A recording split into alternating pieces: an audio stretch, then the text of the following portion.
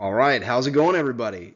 Today we are going to look at the role of the United States in World War One, how we affected the war, but mostly we're going to focus on like what happened in the United States during World War One. How did the government respond to the war? How did the war affect Americans? How did it affect different types of Americans? A lot of different details. So I'm excited to go into this. This is going to be a great study guide for you guys, especially if you're doing AP US history. It's a good brief overview. And if you are doing the EOC, this is pretty much going to be all you need in addition to the other two World War One videos. So let's go ahead and get started. Just as a reminder, who was the president during World War One? Woodrow Wilson, WW1, Woodrow Wilson. All right, it's a good way to remember it. And here's a meme. Just to take the edge off, nobody likes to study. I mean, if you do, good for you. Even when it's stuff I'm interested in, if I have to call it studying, I'm not excited to do it. So let's try to have a little bit of fun. The French artillerymen attempt to stem the tide of the German offensive near Verdun. That was my French accent. Feel free to judge me for that in the comments because I know. All right. All right. So when we start getting into the idea that we are going to fight, we are going to send our young men to go to Europe, we have to characterize the war in a way for the American public to be okay with it. All right. In the last videos you saw, there were a ton of different causes that led to Americans being okay with this. And additionally, there was more posturing from the presidential administration. So a quote from him is that we are defending freedom of the seas. He also makes this war into a crusade or a holy war almost for democracy. All right.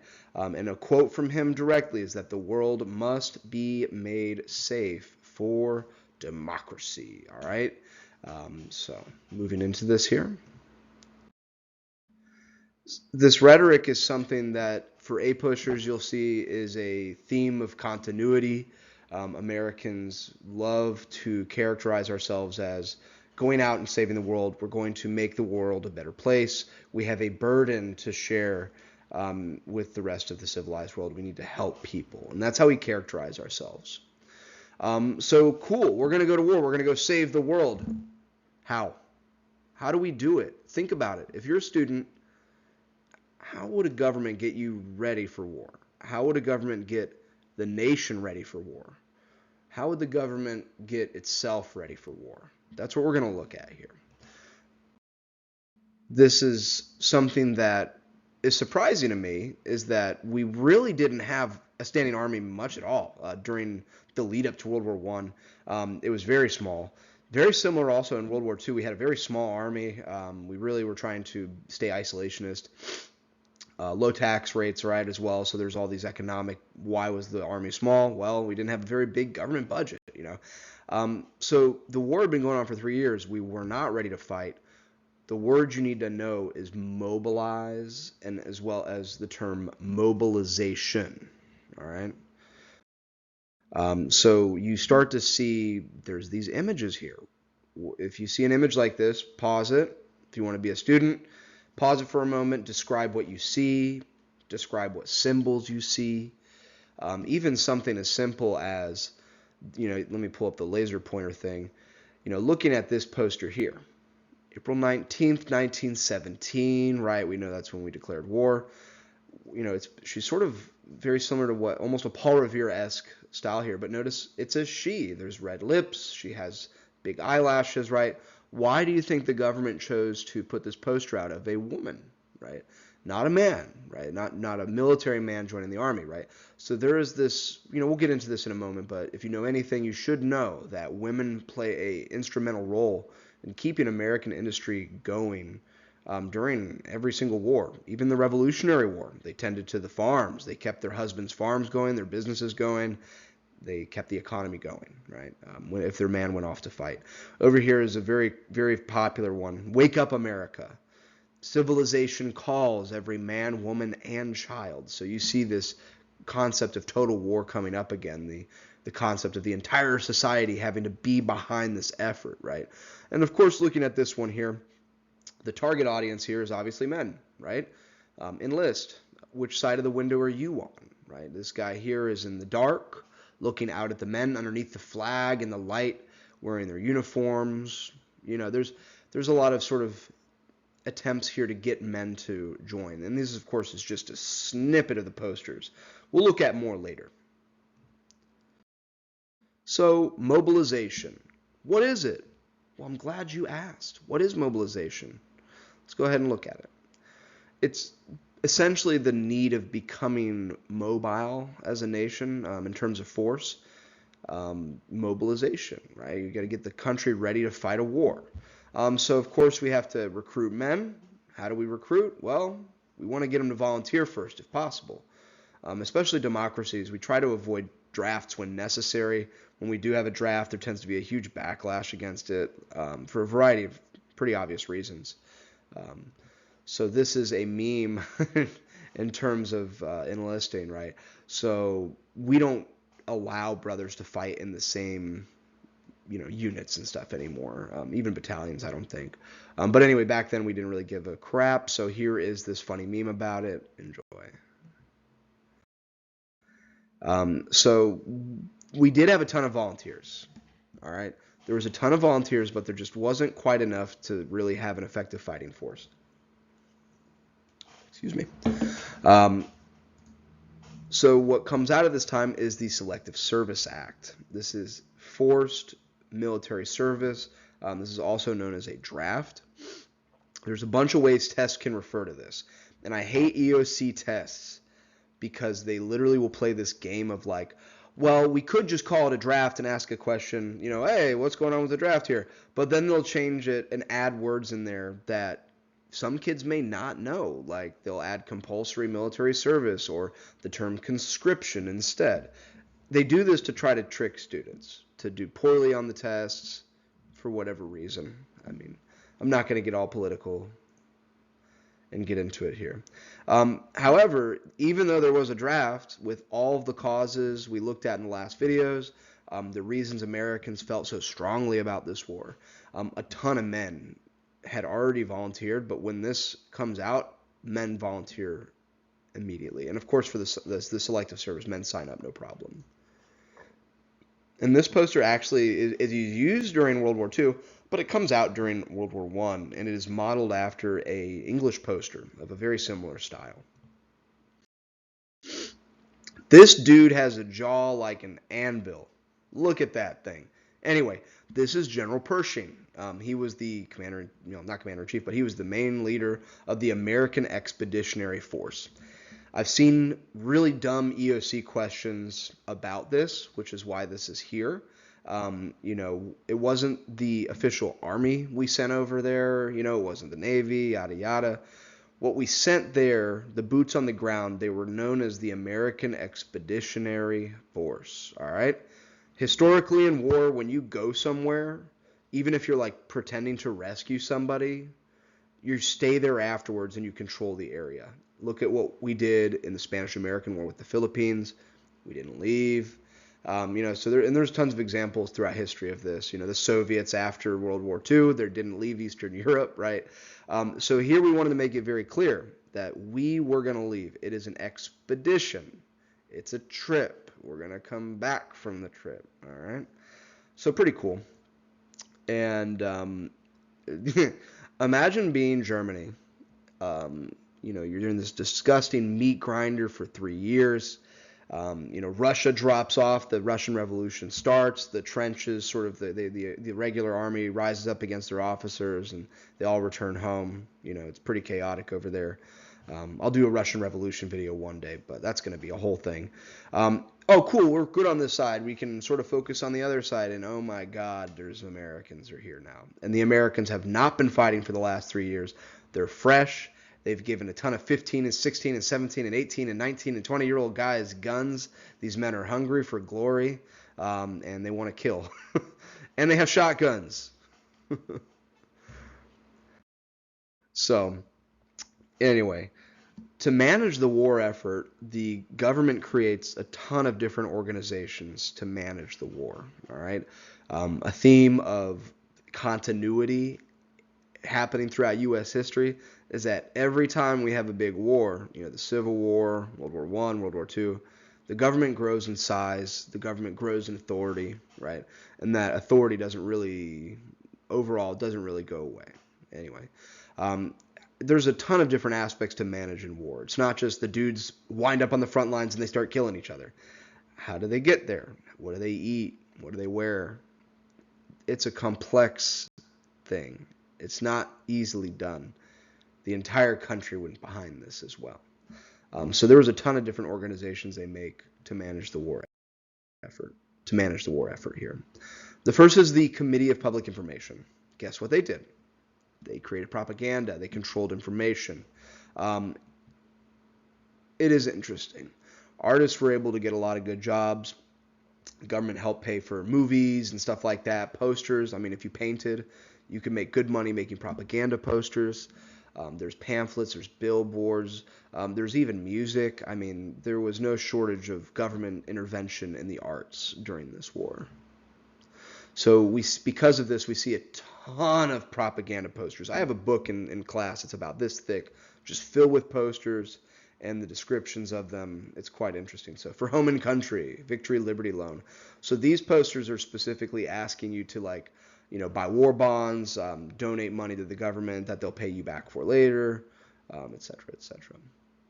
This one here is, again, piggybacking off of what we spoke about in the last videos about the purported German atrocities, the widespread horrors here. Halt the Hun, right? They're not even German anymore. We consider them barbarian hordes like the Mongols of the Middle Ages, right? So this is some really strong language against German people here. And of course, this is a British cartoon, to be sure. But this is just a really excellent propaganda piece. I mean, looking at this, you see these men coming from all sorts of different backgrounds here. I mean, there's even a magistrate here who is, obviously highly educated, extremely skilled in legal skills, and, very talented, and probably knows somebody. That's how he got the job, right? And they themselves are still setting aside their privilege to step into their place. So I think that's a very interesting cartoon there. And that one pops up behind it, so yay. Can't wait to go back and fix that. And this is an American political cartoon. If you're one of my students, you'll notice that I love this dude's cartoons because he always slides this guy in there, this little teddy bear dude. He did a lot of cartoons about Teddy Roosevelt prior to this cartoon. So here, it's just sort of, the Germans were not a fan of the scattergun. They were not a fan of the shotgun. They didn't like them. They thought it was unfair. They thought it was barbaric. It's not fair. You could just hop into a trench and go bam and just take out, a bunch of dudes that are standing there, and this was our perspective on it, right? I mean, this is sort of piggybacking off what we spoke about in the other videos. The dude's hand is literally dripping with blood here, the murder of women and children, as if we ourselves didn't do that in the Philippines. Moving on. This is cool footage. So let me see if it works. This is footage from World War I of flamethrower usage. From what I was able to find, this is not like a setup acting thing. This is actual footage of a moment in World War I. So if you'd like to see that again, please go ahead and scroll back. So just like in the Civil War in the North, at least, the South didn't really do this. They let the South basically let companies and railroad companies do whatever they wanted, which affected their ability to prosecute the war. But the American government, works together with business and labor unions to further the war effort. There's a food administration comes out. They manage food. They encourage rationing in families. They encourage, like the Victory Gardens we'll talk about. The Fuel Administration, guess what they managed? Fuel. There's the Railroad Administration. Guess what they managed? Right? So in almost anything you could think of, they had to control during this time. They can't allow for, competing interests to affect our ability to prosecute the war. It's a war. It's a war of survival. If the enemy wins, we lose, and if we lose, we all die. So here we're going to look at some interesting cartoons and I think images and advertisements from this time period here. Food will win the war. Observe meatless days, wheatless days, porkless days. All of these things were encouraged. They were never forced. They were encouraged to make sure that there would be enough food for soldiers on the front lines. So there's just a ton of interesting art pieces here. Save a loaf a week. Help win the war, right? Eat less. The key to victory, major key. And that's a big old key, right? Eat less bread. I mean, what a simple thing. Anybody could do that, right? So they encouraged Americans.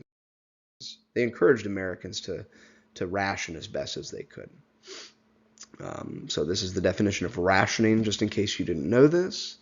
You're controlling something that's scarce, right? It's also artificially restricting the demand, right? Making sure others who need it can get it too. See? So, yay, money. I love talking about money. Not. Um, we didn't have a lot of money at the start of this war. Like I mentioned earlier, tax revenue wasn't there. So we didn't have enough money to fight the war. So we raised taxes on the wealthy. It got us a good amount of money. Not enough. They didn't raise them super high, but they got us some money. And of course, you don't want to scare businesses and the rich away as well. So this is what we see here. If you can enlist, invest, buy a Liberty bond. Essentially what this does is you take some of your personal money, you give it to the government. The government gives you, a piece of paper that says, we'll pay you back later.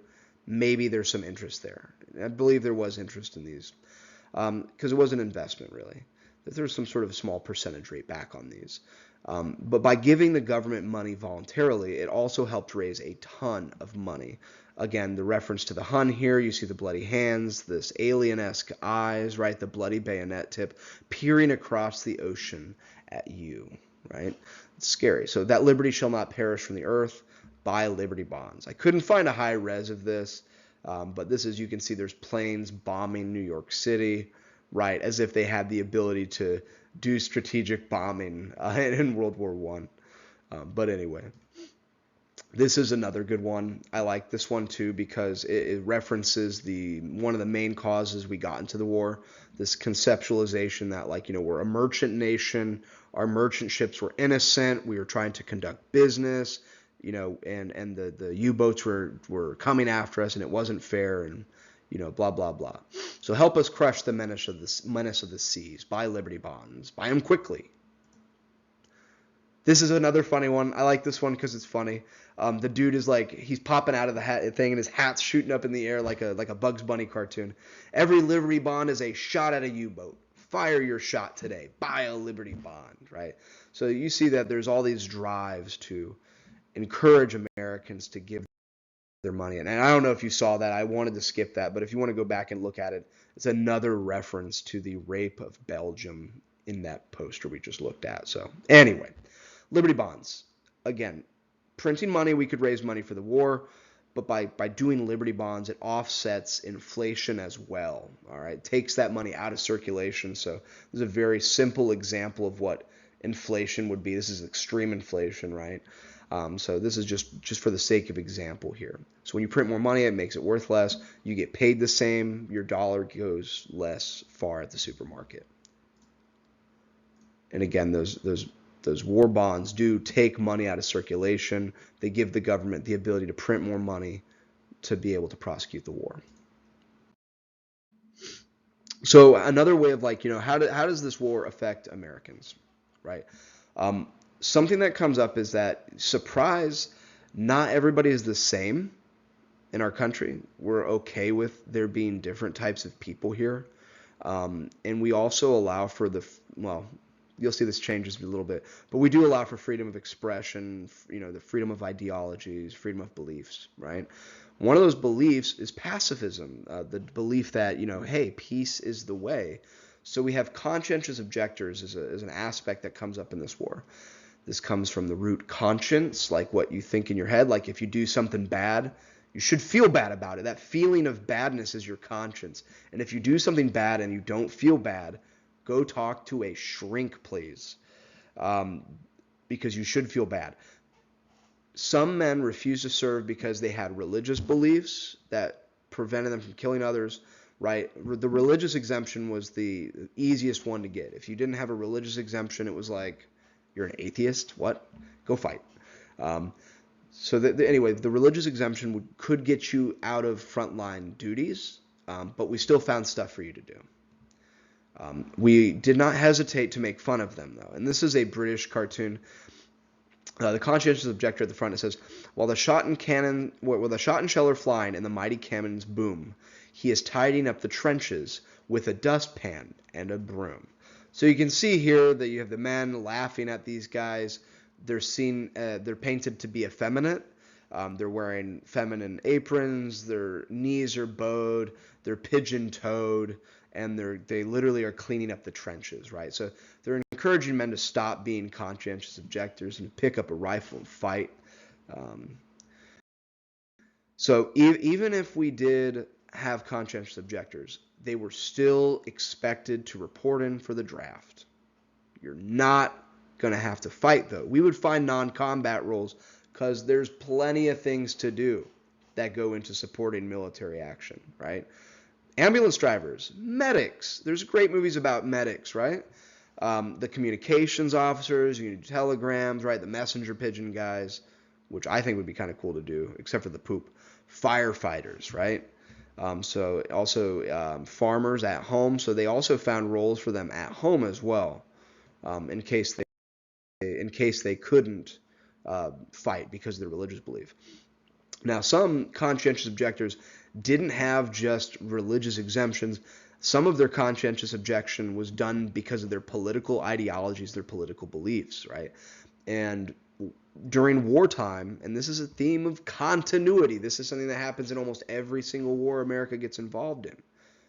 If you speak out too much about the war, you're going to lose your freedom of speech, all right? And that's just, I'm not going to put my opinion in here too much. But what's the First Amendment again? Freedom of speech, freedom of expression, right to worship who you choose, right? Freedom of assembly. So, there you go. This is a very clear summary of how the government really felt about freedom of speech during World War I. There you go. So let's go ahead and talk about it. Boom.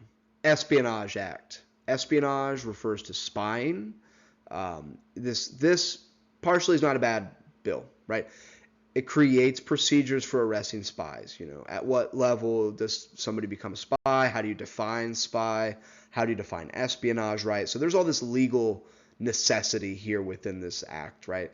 But at the same time, there's some stuff that's a little bit like not so hot. We're used to this nowadays, right? There is some censoring, right? But the government starts to censor mail. Some of this is out of necessity, like if hey, honey, I'm riding home, I'm in the military, hey, honey, we're going to get shipped out to this location at this time. I'm kind of worried the weather's going to be cold. I wonder what it's going to be like. That letter seems basic and not that important, but if a spy got it, you could tell where they're going to get deployed, when they're going to get deployed there, so the government starts to go through mail and censor things that need to be censored, all right? This doesn't apply just to military personnel, though. They start to actually go through like individual people's letters as well. So moving on. The next point is people who start to speak out vocally and publicly against the draft, they get arrested. The Sedition Act of 1918 drops. All right. And this is very similar to like the Alien Sedition Acts with John Adams earlier on in American history here in the late 1700s. But the Sedition Act of 1918 makes it an actual crime to use disloyal or abusive language about the government, the flag, or the Constitution, right? So you have to be real cautious about what you say, how you say it.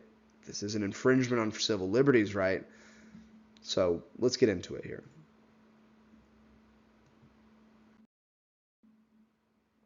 So these laws passed. About 2,000 people get prosecuted for it. There's millions of Americans, right? 2,000 is not a big drop in that bucket. It's still a drop in the bucket, though. Each one of those people was a person. just like you. They had beliefs that they believed in. They had feelings they felt very strongly about, so strongly that they risked arrest. So, like I've said, the Postal Service employees were reading all the mail. Freedom of speech gets attacked, right? So there's some serious consequences of these laws. So Eugene Debs is a socialist you may have heard of before. He was very popular at the time. Emma Goldman is another one. She was actually gets in trouble later again with the Palmer raids. That's after World War I, but we'll talk about that later. So tons of socialists, very public anarchists get sent to prison because they gave speeches and they wrote very strong words about the draft and about the U.S. government. So. And then here I'm just going to talk about Eugene Debs and Emma Goldman for a second to help you guys understand who they were. So this is a pretty funny meme, right? I like it because it's got Gru in it. He looks like my boss. So you bro got sentenced to 10 years in federal prison, right? But he won a pretty sizable chunk of the popular vote from a jail cell. That's incredible, right?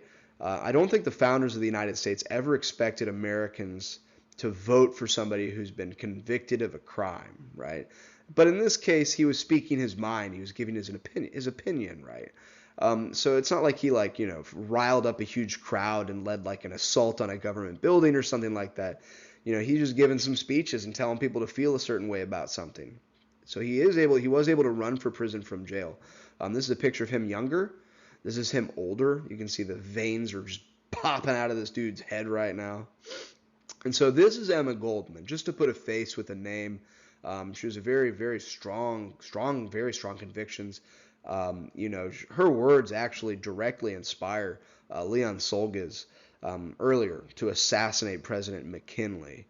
So she's played a serious role. Speaking and giving speeches aside, this woman played a serious role in affecting American history, just because of her political beliefs, also her ability to rile up a crowd and to rile up individuals. I'm not going to get into definitions of her beliefs or anarchy or anything like that, but this is basically what happens during the Palmer raids. We sort of deported her to Russia, even though she didn't speak Russian, which is humorous. And then this is an interesting quote from her. You can go ahead and pause that and look at it if you want. I guess I spoke a little bit too soon, but yeah, if you're curious about her beliefs, there's a pretty solid summary of it right there in her own words. So you got to know this court case. If you're in AP U.S. history, you should know this already. If you're in a regular U.S. history class, you should know this case too, because they will ask you about it. It helps to remember that Charles Schenck had a really, really cool mustache. I don't think I could ever do that. So Schenck versus U.S. Basically what happens is he sent a ton of letters that were urging men to resist the draft. Don't sign up, burn your draft cards, don't show up, stuff like that. It was actually much more well written, but I'm not going to get into it here. He gets arrested for violating the Espionage Act. He claims that this is violating my First Amendment right of free speech. All right? And so this court case, the effect of this court case is basically restrictions on freedom of speech being made very clear. You cannot shout fire in a crowded theater. Basically, the reasoning is if you say things that lead to a clear and present danger to anybody, like if I use fighting words, if I encourage you to attack me, right? That would be, you could be restricted in that speech, right? If I'm encouraging you to take up arms against the government and like to rise up and do something crazy, that would be a limitation of free speech, right? Because Congress does have the right to prevent substantive evils in the nation, right? They can create laws to prevent evil from happening. So that's the court case. That's the decision there. It puts limits on free speech. And so obviously Americans were not 110% behind this. This is a great cartoon I've seen on both the AP exam as well as the history EOCs in various states, Texas, Florida, and this one as well. The Espionage Bill snatching the light of liberty from the Statue of Liberty, right? She all sad looking there. So the torch labeled Enlightenment. So let's look at how did World War I affect specific groups of Americans, right? Women played a huge role in this war, just like every other war we've ever been in, right? They're a support network for their family, they're a support network for their husbands and their sons, right? But also on a more grand scale, women played a huge role. They helped sell war bonds. They made sure to cook meatless dinners. They supported rationing voluntarily. They knitted socks for soldiers. Guys, shorter skirts come out around this time, so that's kind of cool, right? But they did it to save cloth for uniforms. Anyway, they became nurses overseas, and some worked in factories, right? Not the level of which you think would be like in World War II, but they played a huge role, right? Men leaving the factory, not a lot of qualified dudes left behind. Very easy to train them. They didn't get paid the same as men, though, right? They got paid a fraction of that of men, but they were proud to serve their country in this way, right? This effort actually leads directly to the 19th Amendment, where they get the right to vote. And Woodrow Wilson makes a huge plea to Congress about it prior to the drafting of the amendments. So here too, you can see they were nurses, right? So this guy, I mean, this guy's got a smile on his face. He's got one leg, but he's next to a pretty girl, right? You know, what are you gonna say? You can see here they're having a little bit of fun here, right? So I love when history gets to the point where there's so many more pictures, right? You can see like just the faces of these people who are gone now, and you know, see the lives they led. We're very lucky to be able to look back. So here you can see they're encouraging women to join the Red Cross to help out. Yeah, like I've mentioned, just in case you didn't know this, make sure you get this down. It directly leads to their getting the right to vote. The 19th Amendment drops in 1920. All right, so it's easy to remember the 19th Amendment because 1920, the 19th and 1920. I don't know. The number is it's like a game I play. It helps me remember it. I hope it helps you too. I hope it helps you too. So German Americans, right? The whole last video we spoke about how awful Germany was perceived by many Americans, right? They were very poorly treated during this war. Not as bad. I mean, there was, you know, it was pretty bad. Obviously, it's similar to what happens with the Japanese in World War II, right, in America. But they were prejudiced against them, even though a quarter of Americans could say that they were German American. They burned German books. We've locked up 4,000 of them for being suspected of spying. The government actually seized millions of dollars from their personal accounts. One who also was socialist, right? He was a German and socialist. Double jeopardy. He got lynched. They lynched him. So, pretty brutal stuff. So this is just a meme to break up things a bit. I've been in that situation before. I have been both the weird kid and accepting a weird kid into the squad. All right. So make sure you accept a few weird kids in the squad. They could be fun. I promise. Native Americans, just like World War II, they fought valiantly. They served within regular regiments. If they fought, they earned citizenship. So Native Americans officially get their full citizenship in 1924, I think it was, under Calvin Coolidge. So at this point, they didn't have it yet. So this was a way for them to get citizenship. Jewish Americans, a ton of them fought in the war. That's pretty much it. A ton of them fought in the war. They volunteered. They served their country, right? Now, African Americans, we get, of course, it's a lot more complex here. Wilson, very racist, by the way. I'm not going to get into it, but he was a pretty racist president. I mean, most had racism as a part of their character for a long time. Some still do. You know, racism is not something that goes away even within multiple generations, right? So he refused to integrate the units. So we still have segregated units. They were serving under French officers in a lot of contexts here. So in July of 1917, there was a silent protest in New York to protest these Jim Crow laws and the lynchings that were occurring in the Midwest. Like this, specifically, happened because of one in East St. Louis. a lynching case that occurred there. But there was lynchings throughout the South, of course, still going on. They never stopped since the end of the Civil War. It actually spreads throughout the country, and it gets worse after World War One. So the Civil War doesn't magically end the horrors for African Americans. It's very sad. History is so depressing sometimes, but you got to remember, we've come a long way. We've come from a lot. We can still keep going, right? It's not perfect. Can it get better? Yes, absolutely it can. So this is a photograph of that silent protest in New York City. So you can go ahead and pause and read this here. And I think the words they use here are quite interesting. It makes a great claim and a great case. But despite all of that, they still served their country. They didn't stop. So it's impressive, the strength of character despite everything. They still hoped and persisted and believed that if we fight and we show them, the whites, that we can fight for this freedom abroad, we can serve our country again, maybe we'll get it this time. Maybe we'll get our freedom this time. So it's sad, it's impressive at the same time. So another aspect of something that happens partially because of World War One, is the Great Migration, continues, and it gets even more robust. Folks are leaving the South in droves. I wonder why. Probably the violence. But anyway, they leave to go work in northern factories. Sadly for them, they would find the racism and hatred persisted just as strongly in the North as it did in the South. However, you cannot underscore the fact or understate the fact that the South was purely awful, for blacks especially, poor whites as well.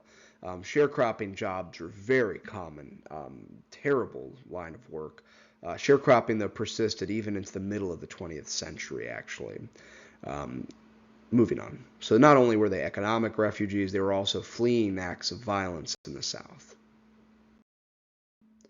Hispanic Americans also helped a ton. At this time in U.S. history, there wasn't a lot of very strong laws regarding immigration on the southern border. We were very open to migrant workers, right? There was some restrictions, but nothing nearly at the level of the conversation we experience nowadays. We saw them as allies more than anything. So they helped a lot with the farm worker shortage we had. Puerto Ricans, if they were fighting they came from that territory, right?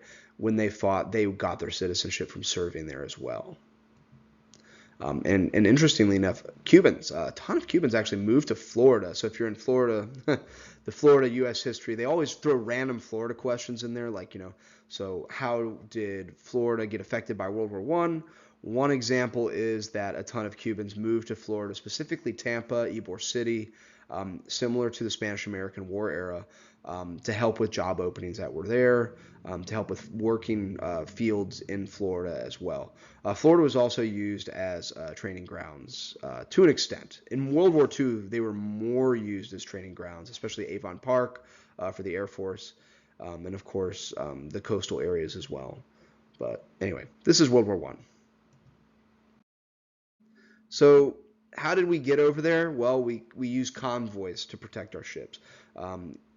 Initially, the Germans were pretty aggressive with the U-boats, but once we started using convoys more effectively, we had planes flying as well to help and spot. We were able to sort of keep them at bay, protect ourselves a little bit. Eventually, over 2 million American troops land in Europe, and this massive influx of fresh troops with no shell shock, hungry for combat, leads Germany to the surrender table on that train car that they signed the Treaty of Versailles and the surrender papers over there. So the crazy thing is that the scale of death is just cannot be understated. I know it's just a number. I know. But think about how many people are in your school or how many people work in your business that you work at. Like if you're just an adult watching this, how many people do you know? How many people are on your friends list on social media or whatever? And then divide this number by that number. And remember that each single digit is a human being that gave their life in this conflict.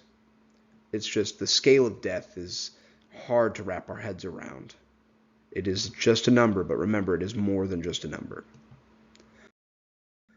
So we push them hard. And again, this is a broad overview for students and then people who are looking to refresh their memory about the whole thing here.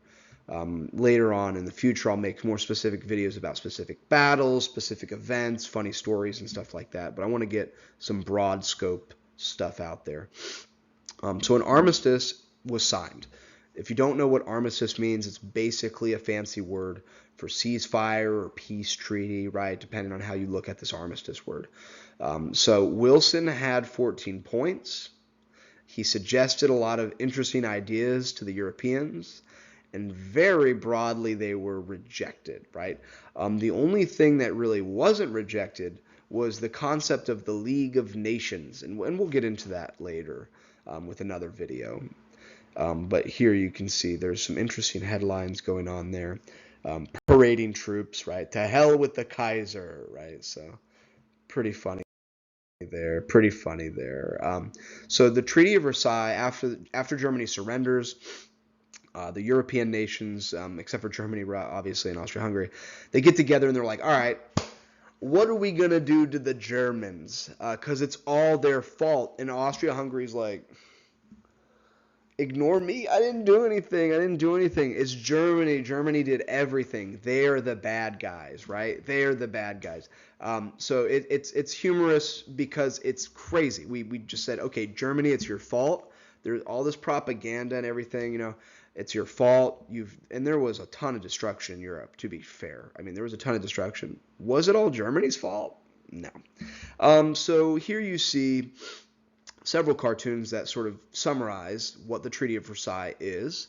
You have a French soldier holding the terms at the point of a sword here. The German is surprised and empty-handed as well, which seems like not a big thing to talk about. But if you're writing a DBQ and you're trying to yap about his hands being empty, what do empty hands symbolize, right? Here as well, you can see this man is crushed underneath this massive bag of reparations or repayments, because they have to pay for all this damage, of $55 billion. And that's in back then money. So mind-blowing amount of money. JFK could never fathom that, right? It's very mind-blowing there.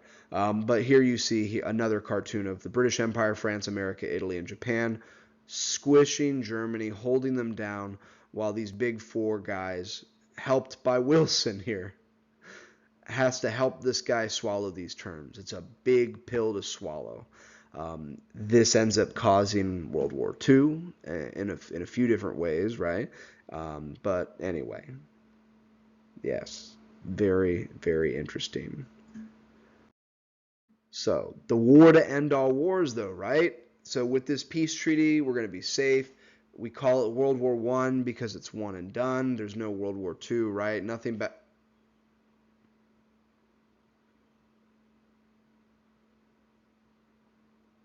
Yo, who is that? Who's that guy? Who is that guy?